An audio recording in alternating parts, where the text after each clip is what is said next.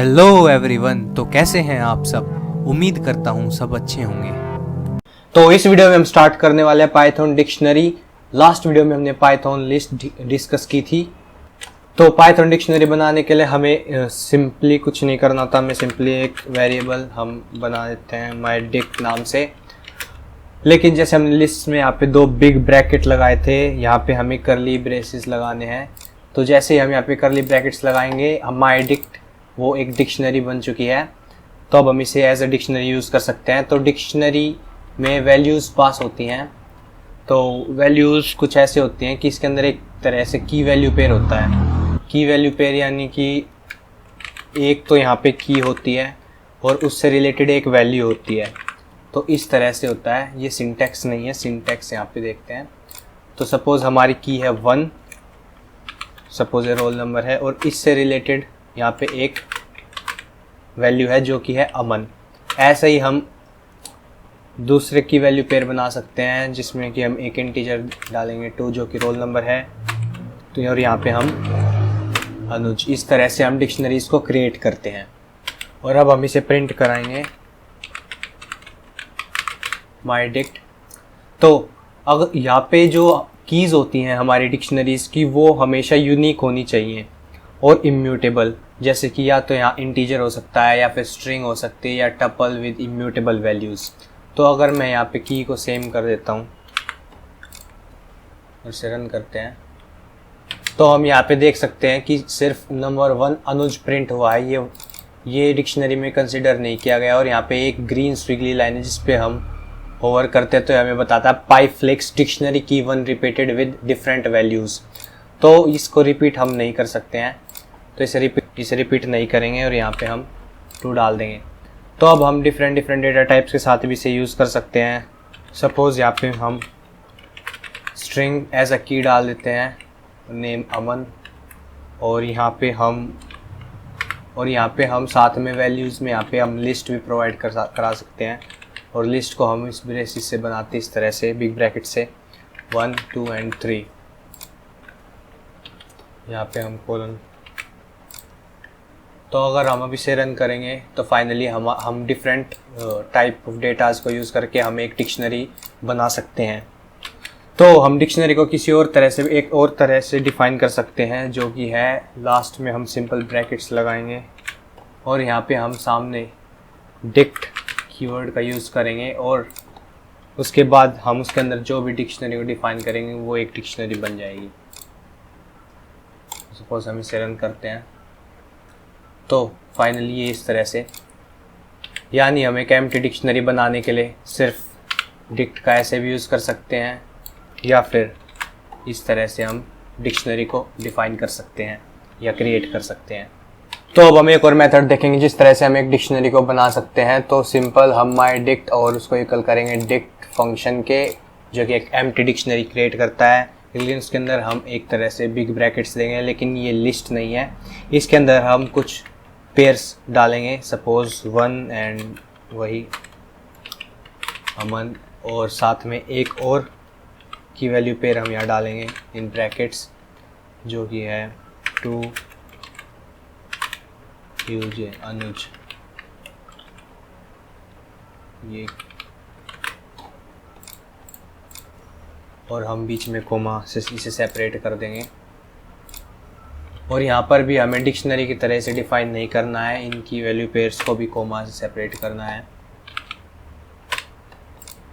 तो ये भी एक सिंटैक्स है जिससे हम डिक्शनरी को बना सकते हैं। हमने डिक्ट फंक्शन क्रिएट किया जिसके ब्रेसिस के अंदर हमने इसे क्रिएट किया है, जो कि है बिग ब्रैकेट्स के अंदर 2 की वैल्यू पेयर्स जो कि कोमा से सेपरेटेड है। तो इस तरह से भी हम डिक्शनरी को क्रिएट कर सकते हैं और हम रन करेंगे तो हमें कोई एरर यहाँ पर नहीं मिलेगी। तो अब हम बात करेंगे accessing values from a dictionary. तो हम डिक्शनरी में से वैल्यूज़ को एक्सेस करेंगे तो हम सिंपली यहाँ पे डिक्शनरी क्रिएट करेंगे।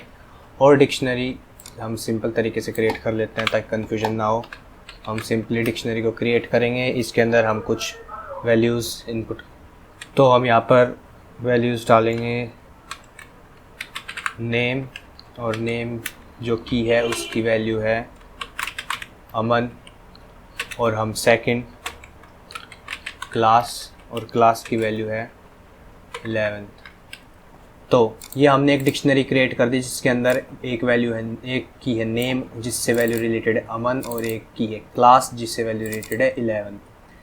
तो अब हम इसमें से एक्सेस करना चाहते हैं नेम को, तो हम यहाँ पर सिंपली माई डिक्ट जो वेरिएबल था उसके साथ में बिग ब्रैकेट्स लगाएंगे जैसे हम इंडेक्सिंग में करते थे, लेकिन यहाँ पे हम इंडेक्स पास नहीं करेंगे, यहाँ पे हम की पास करेंगे जो कि है नेम, और इसे हम रन करेंगे तो हमें यहाँ पे अमन मिलता है क्योंकि नेम से जो रिलेटेड है वो है अमन। तो ये हम जब यहाँ पे अपना कोई भी की पास करेंगे तो उससे रिलेटेड वैल्यू हमें प्रिंट आउट करके यहाँ पे कंसोल में प्रिंट कर देगा।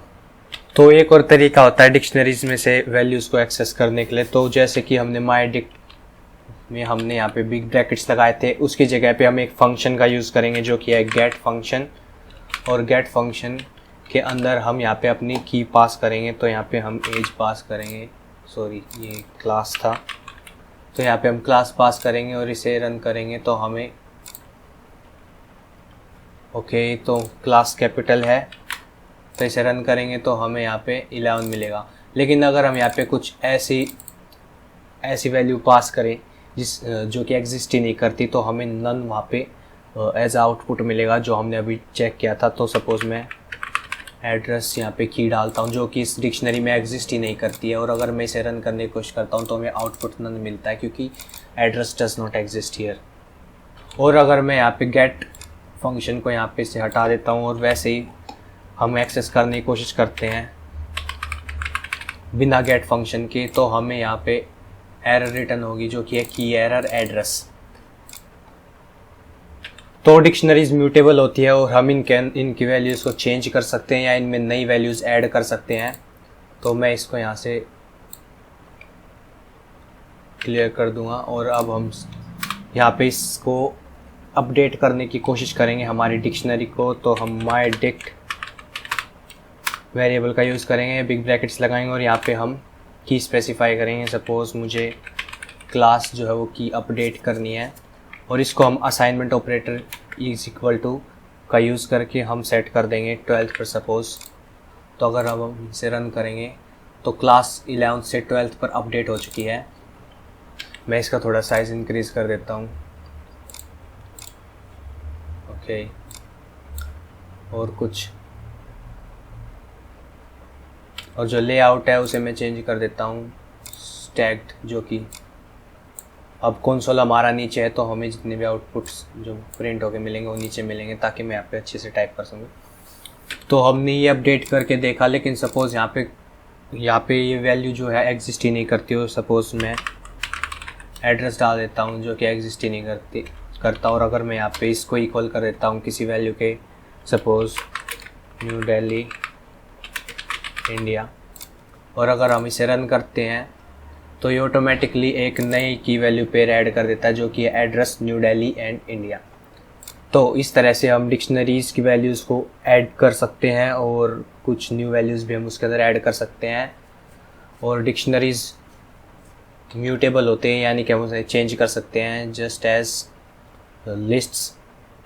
तो अब हम देखेंगे किस तरह से डिक्शनरीज़ में से हम वैल्यूज़ को डिलीट कर सकते हैं।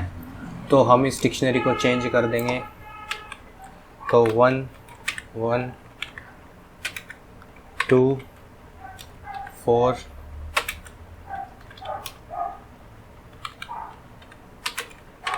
3 9 4 एंड 16, और हम इसको चेंज कर देंगे स्क्वायर्स। और उसके बाद हम इस लाइन को यहाँ से डिलीट कर देंगे और प्रिंट में हम स्क्वायर्स पे चेंज कर देंगे। और अब हम क्या करना है, अब हमें इस डिक्शनरी में से कुछ वैल्यूज़ को डिलीट करना है, और कुछ उन वैल्यूज़ को डिलीट करने के लिए हम पॉप फंक्शन का यूज़ करते हैं। तो हमारी डिक्शनरी है स्क्वायर्स, और स्क्वायर्स के साथ हम एक फ़ंक्शन का यूज़ करेंगे डॉट पॉप फंक्शन, और हमें पॉप जो भी कराना हो, यानी जो भी वैल्यू हमें डिलीट करानी है उसका हम यहाँ पे जो भी वैल्यू हमें डिलीट करानी है उसकी हम की यहाँ पे पास करेंगे। तो सपोज़ हमें 3 हम यहाँ पे 3 पास कर देते हैं तो उसकी जो वैल्यू है 9 वो डिलीट हो जाएगी। तो इसे रन करते हैं तो फाइनली हमारे पास 1 का स्क्वायर 1 है, 2 का 4 है, 4 का 16 है। तो यहाँ पे ये डिलीट हो चुका है। और अब हम बात करेंगे एक और फंक्शन की जो कि है पॉप आइटम।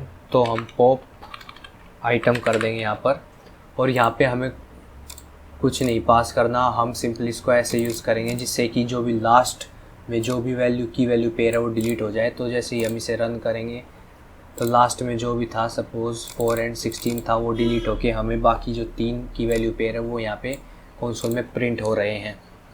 तो अगर हमें सभी की वैल्यू पेयर्स डिलीट करने किसी भी डिक्शनरी में, तो हम सिंपली एक फंक्शन है जो कि एक क्लियर, उसका यूज़ करेंगे और फाइनली हमारी जो डिक्शनरी है वो कम्प्लीटली यहाँ पर क्लियर होकर कंसोल में प्रिंट हो जाएगी, जो कि एम्प्टी डिक्शनरी है। और अगर हमें पूरी ही डिक्शनरी डिलीट करनी है तो यहाँ पे हम डिलीट करके देखेंगे, डिलीट स्क्वायर्स, और फिर हम प्रिंट करेंगे स्क्वायर्स।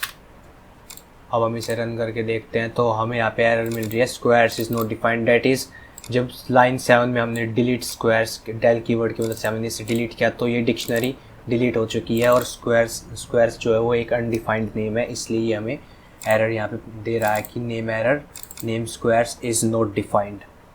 तो फाइनली ये पाइथन डिक्शनरीज के कुछ मेथड्स हैं जो कि तुम चेकआउट कर सकते हो, एक्सप्लोर कर सकते हो। मेथड्स यानी फंक्शंस होते हैं, मैं बता चुका हूँ पहले। मेथड्स और फंक्शंस को सेम चीज़ को बुलाने के लिए यूज़ करते हैं, यानी कि फंक्शंस।